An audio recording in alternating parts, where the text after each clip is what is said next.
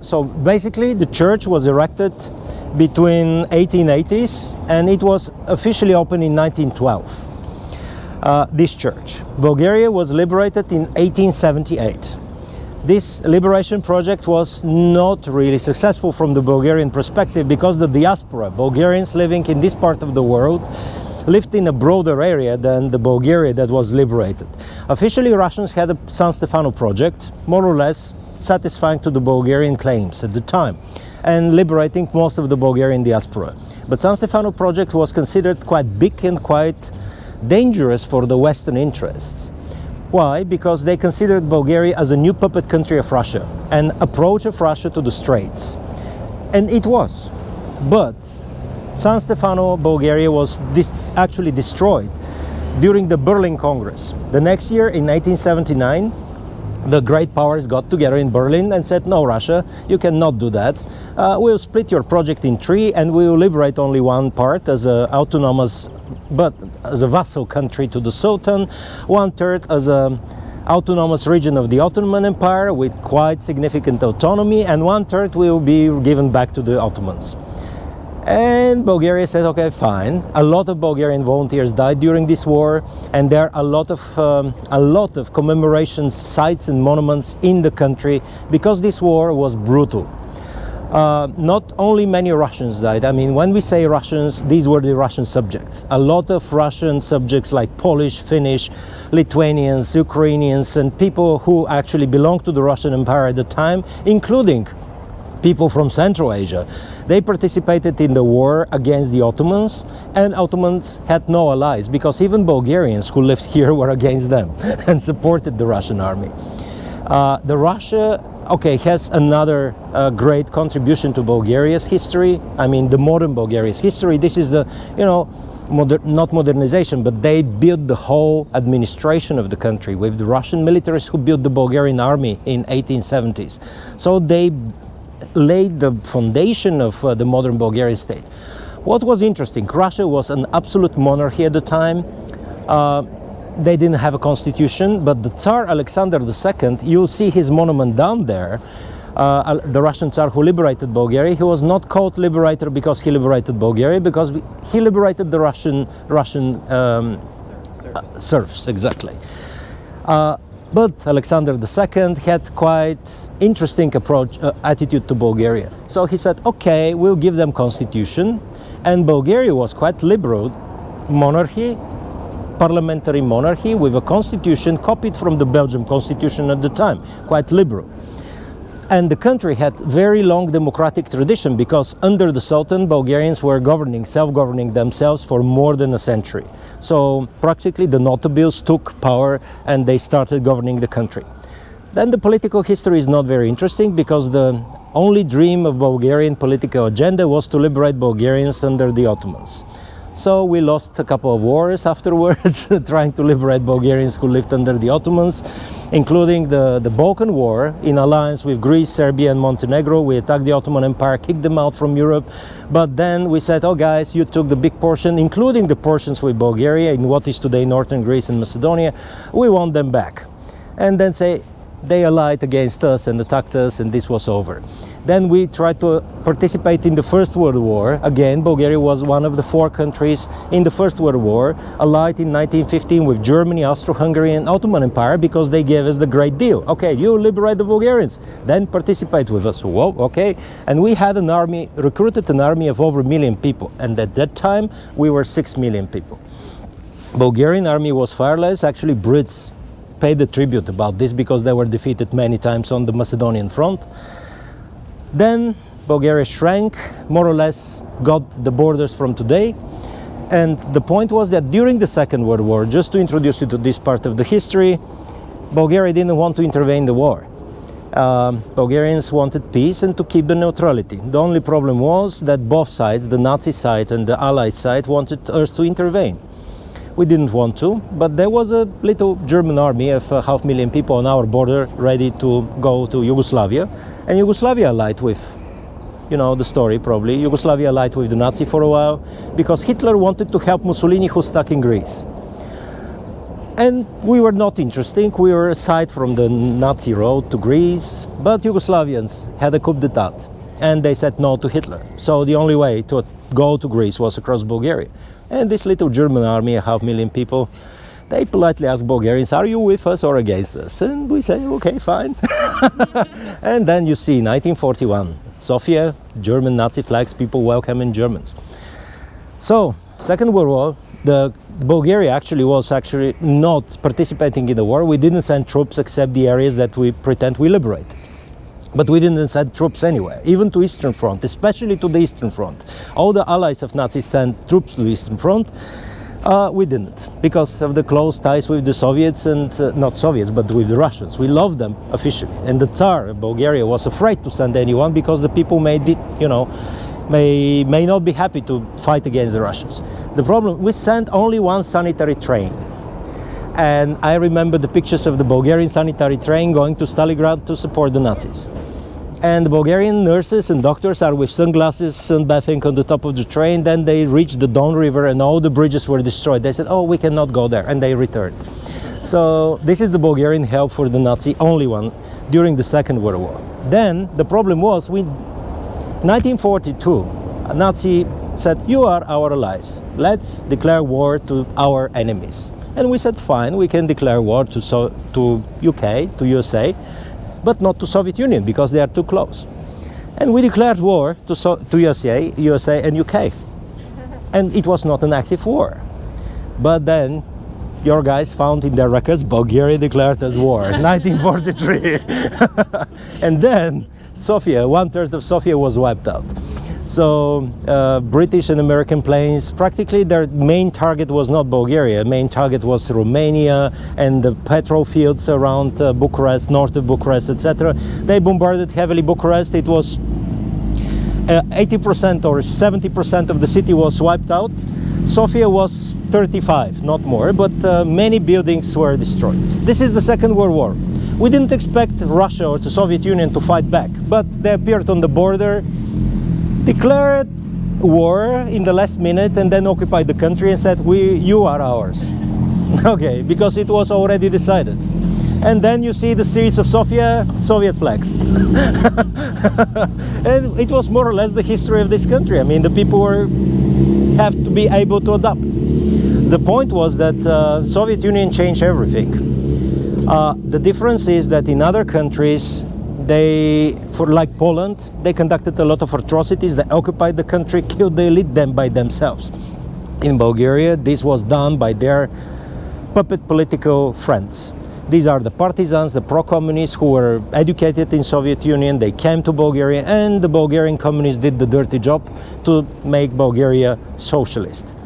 What means that? Something, okay, there are so many different perspectives. The first decade was awful because they erased the political, cultural and economic elite of the country literally for 5 years. The people were literally killed, literally imprisoned and sent to concentration camps. And after these concentration camps, they were not human beings anymore.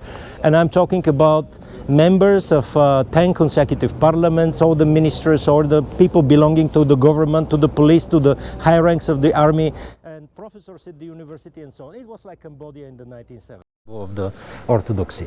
Excellent. So the double-headed eagle, Yep. it was everywhere. I mean, in the medieval Orthodox houses of Byzantines, Serbs, Bulgarians, Gotcha. the double-headed eagle was, and still The it's in Habsburg eagle.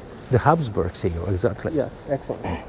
And it's still the symbol of the Universal Patriarchy in Constantinople, and it's a symbol of Orthodoxy, Oh, and excellent. it's also a symbol of the imperial dignity. Excellent. Thank That's you. why Russians as well. Russians, Use it as well. yeah, yeah. No. Russians became actually earlier, Yes, yes. but Catherine was quite interesting person. Yes, very much so. Ferdinand's Pardon? seat? Pardon? Ferdinand's throne. Yes, Ferdinand's throne and Eleonora, his wife. She died of typhus during the First World War. She was nursing in the lazarets, in the military hospitals on the front, and she died of typhus. And she's buried in Bujana Church, if you happen to be there. She saved Bujana Church. Actually, the locals wanted to destroy and build a bigger church, And she saved it. and she bought it. Wow. Well, as one does. Gentrification. That's right. Awesome. Thank you. Welcome.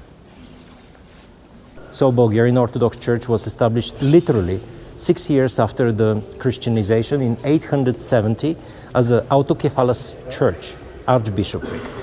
And you see these two guys, Saint Cyril and Saint Methodius. Saint Cyril and Saint Methodius, do you know who these are? Yeah? No, they are not no.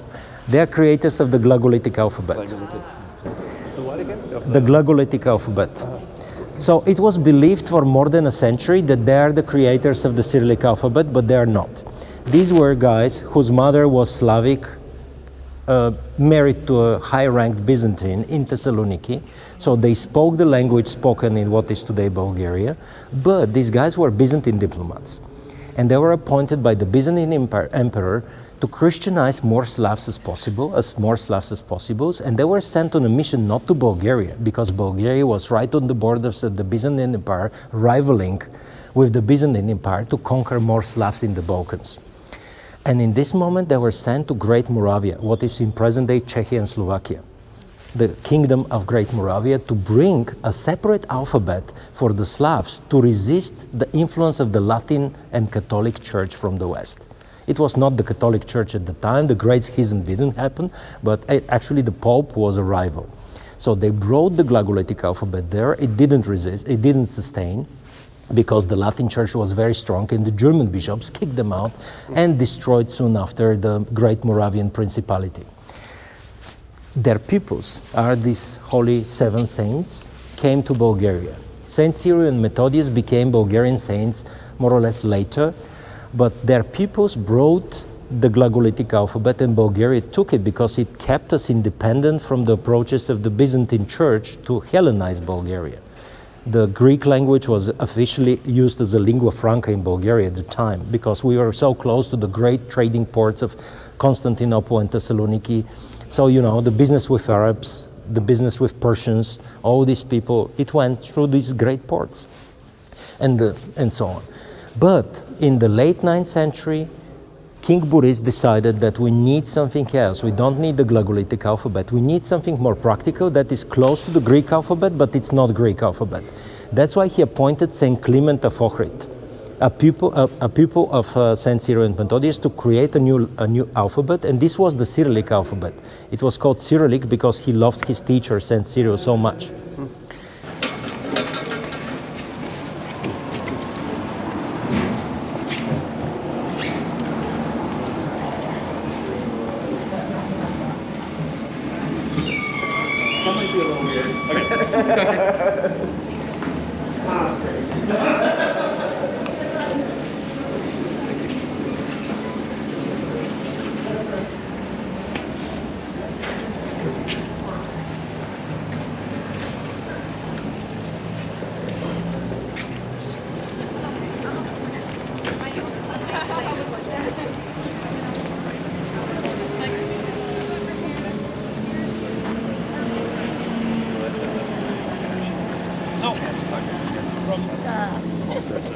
From the symbols of Christianity and this area, let's talk about this area. The whole square lays over an ancient cemetery.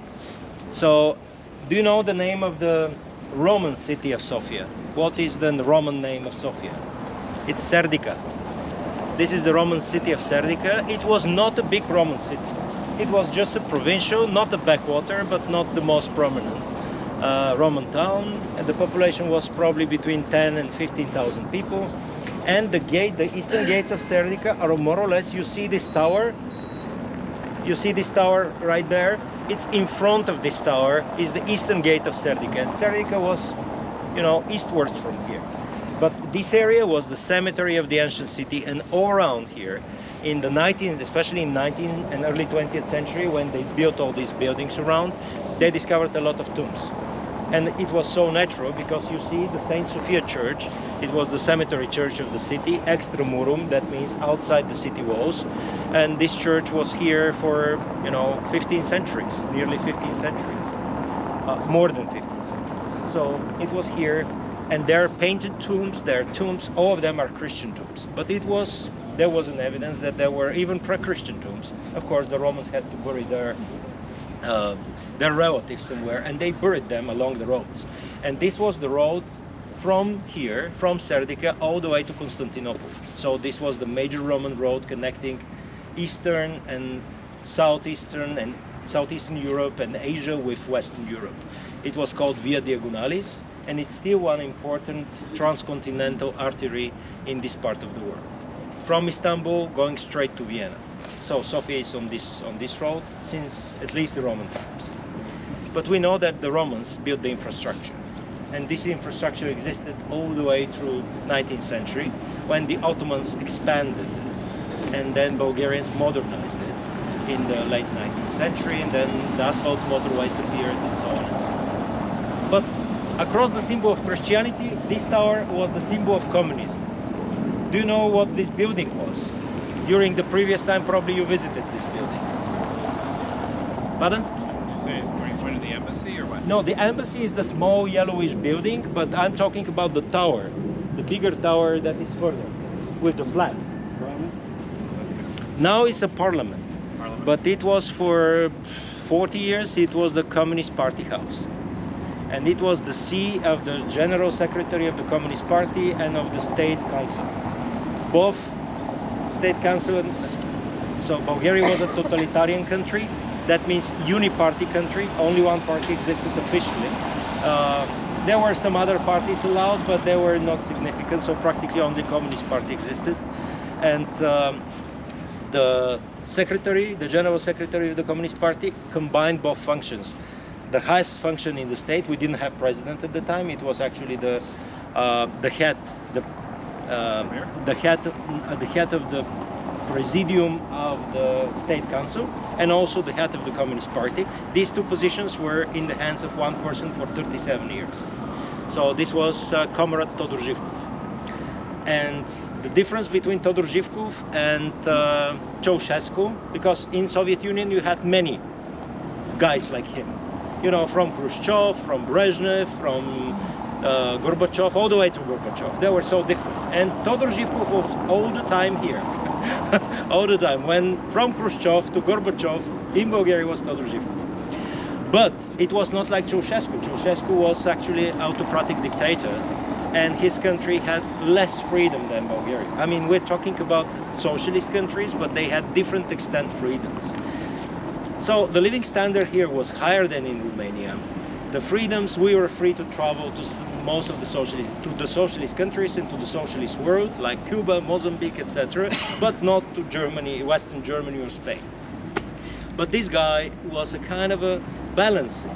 He never performed atrocities. Actually, his time is the beginning of the end of concentration camps and the beginning of the end of the hard times of Bulgaria and the beginning of much nicer life that more or less leveled Bulgaria with Europe at the time. I mean, I'm talking the way of living, and the people were living more or less like people in the West, but with less abilities to travel, with different needs. The agenda was quite different, and the hypocrisy was quite different, because the people were educated to be hypocrites from the very beginning.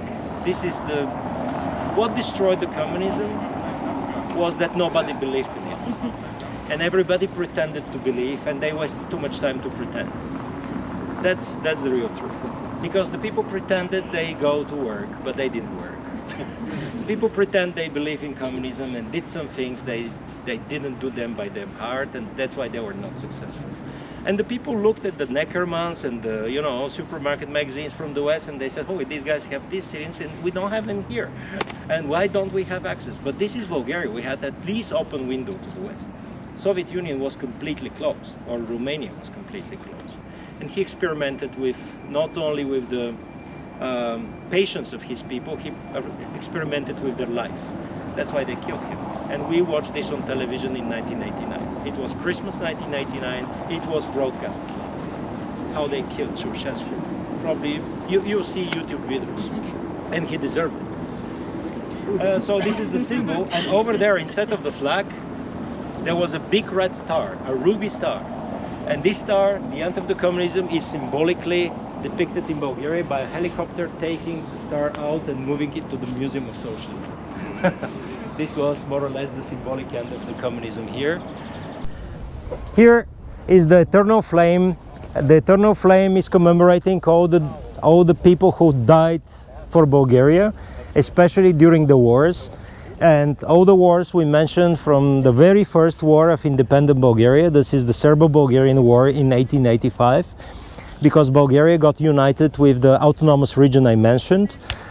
Serbia didn't want to see Bulgaria grow and attack Bulgaria. So we defended ourselves, and this was the war called the Captains Against Generals, because at the time the highest ranking Bulgarian army, just newly liberated Bulgaria, was a captain. And Serbian army was well, equipped, and they already had the generals. And this is the eternal flame from the Serbo-Bulgarian War, First World War, Balkan Wars, Second World War.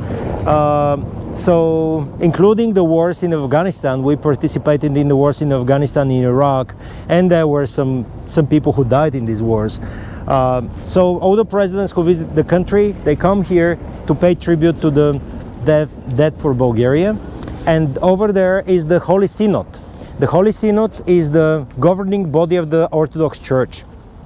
All the Orthodox churches are governed by synods. Synods are councils. It's not like the Western Church. You have one person, like the Pope as a head.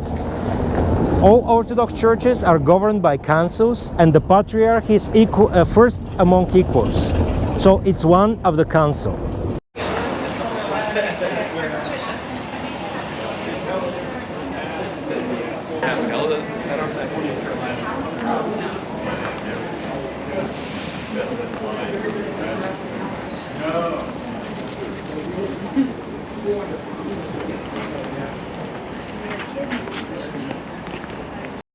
You've probably been here, but on the backside is the Old Royal Palace. The Old Royal Palace incorporates the original Ottoman governor's building from 16th century. It looked quite different. It used to look like an Ottoman palace from 16th century, and only one part of this palace actually incorporates the original Ottoman 16th century palace.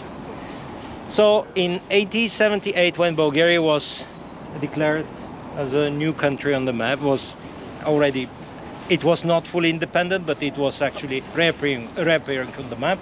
The monarch of Bulgaria was a prince, and the prince was erected by the first Great Assembly in 1879, and this was Alexander von Battenberg. Battenberg family is the Mountbatten family. You know the Mountbattens? Yes. They changed their name from Battenbergs to Mountbattens in the 1917 or before, during the First World War, not to commemorate about their German origin. So the Battenberg was actually young and inexperienced monarch, but he did a lot of brave things for Bulgaria and died young. Russians didn't like him because he acted quite independently. And when he arrived here, he started rearranging this palace in a European style, and he invited some architects from Vienna to redesign the ugly 16th century building. And it was additionally extended, and the building is bigger, and it was used, it's called the Old Royal Palace, before the construction of the new Royal Palace in the outskirts of Sofia called Vrana. And Vrana Palace is a typical neo-medieval Bulgarian style in a huge park, having a huge park there. So, and it was the official residence of the Bulgarian monarchs, along with this house in the center of the city, all the way through the end of the monarchy in 1946. This palace was surrounded by a big garden, and not much remained of this garden, because immediately after the end of the monarchy, the commies decided to built the mausoleum of the first communist leader of Bulgaria. The mausoleum existed all the way until 1999. It looked exactly like the Lenin's mausoleum in Moscow, but it was made of white marble. It was built in 1949, and it was confronting the palace, just to show who has the power now. The mausoleum was abandoned in 1989, and 1990. The corpse of Georgy Dimitrov, the first Bulgarian communist leader, was buried. He was mummified, and it was exactly the tradition Russians have with Lenin.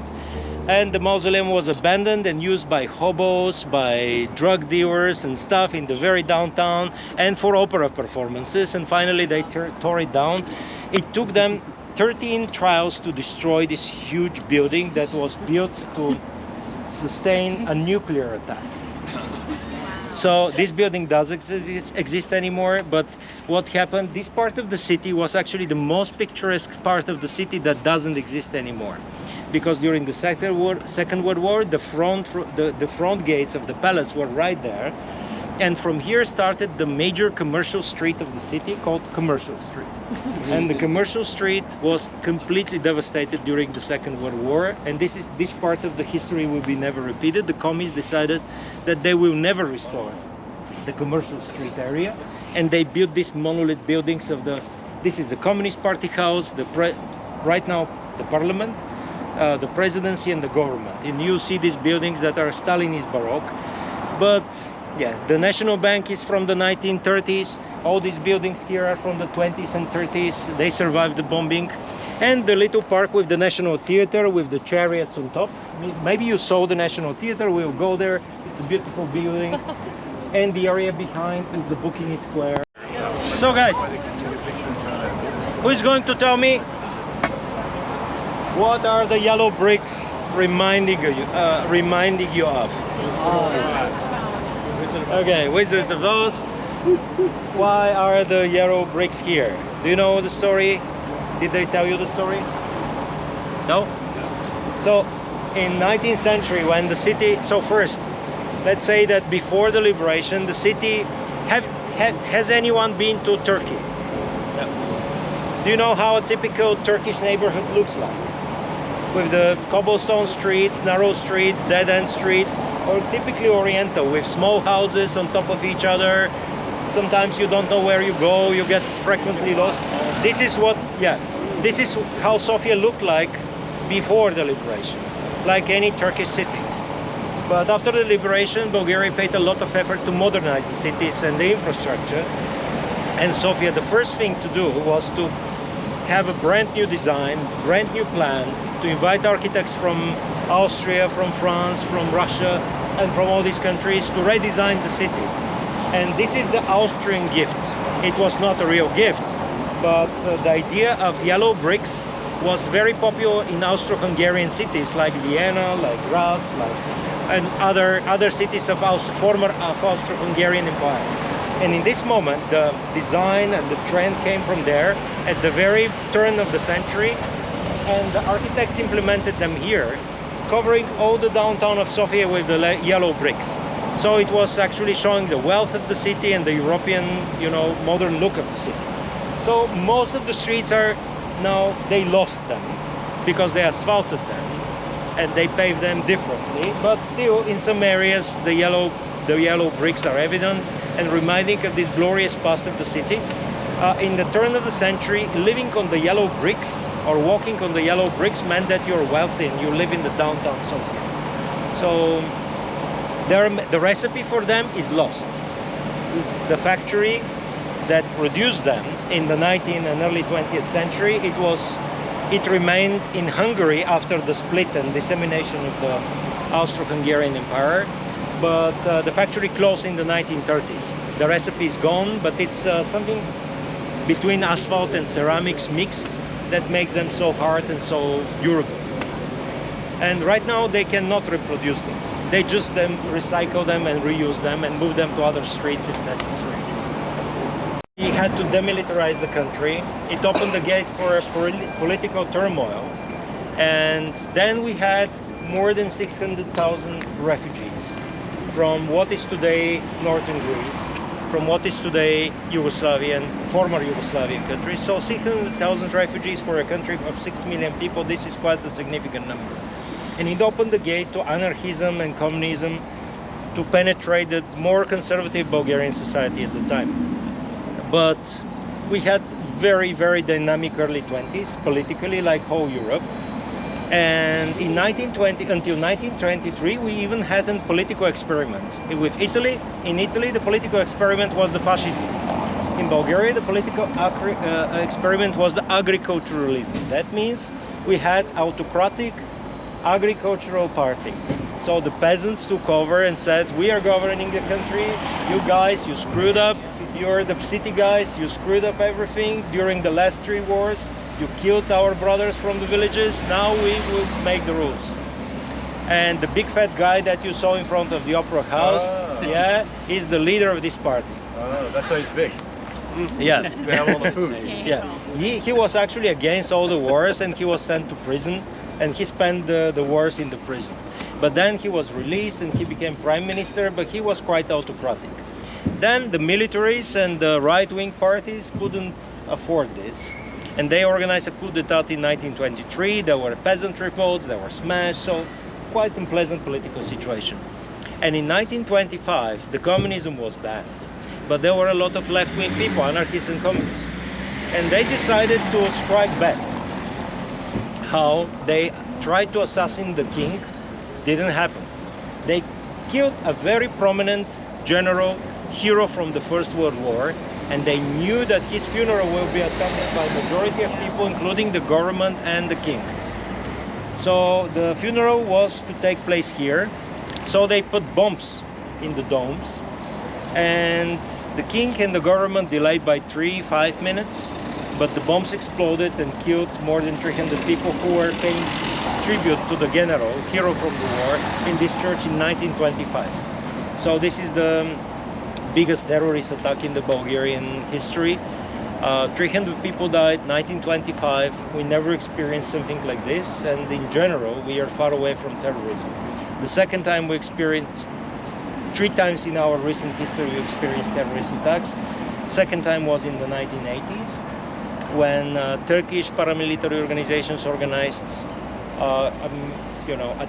terrorist attack of trains in Bulgaria. But this was during the communism, quite long story. And the third time was when Hezbollah exploded a bus with Israeli tourists in 2012. But these are the 3 cases of terrorism in this country. In general, we're far away from it, and there are no political, social, or ethnic tensions or religious tensions that can bring and open the gate to the terrorism here.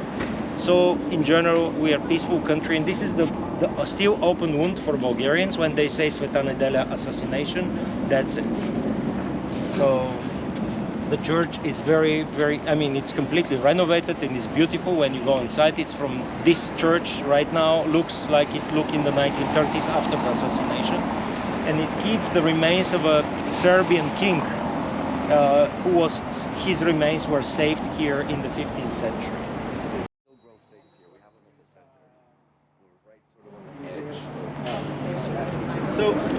So guys, this is the oldest standing building in modern Sofia. The building dates back to the 300s, early 300s, first decade of the 4th century. So Emperor Galerius, this was part of the palatial complex of Emperor Galerius. The palatial complex was westwards. It was additionally expanded by Emperor Constantine. I don't know whether you know that Constantine, all of these guys were born in this area. Galerius, Diocletian, Constantine, and a number of emperors were, including Justinian. They are all born in a triangle and in a diameter of 100 miles around Sofia. So Constantine, first considering where to move the new capital from Rome, he said Serdica is my Rome. He loved Serdica so much. He was not born in Serdica, but he was born actually not very far from here. And he said Serdica is my Rome. And he additionally refurbished the city and actually enriched the city's buildings with decoration and built new buildings, and the palatial complex was westwards, unfortunately not much preserved of it nowadays.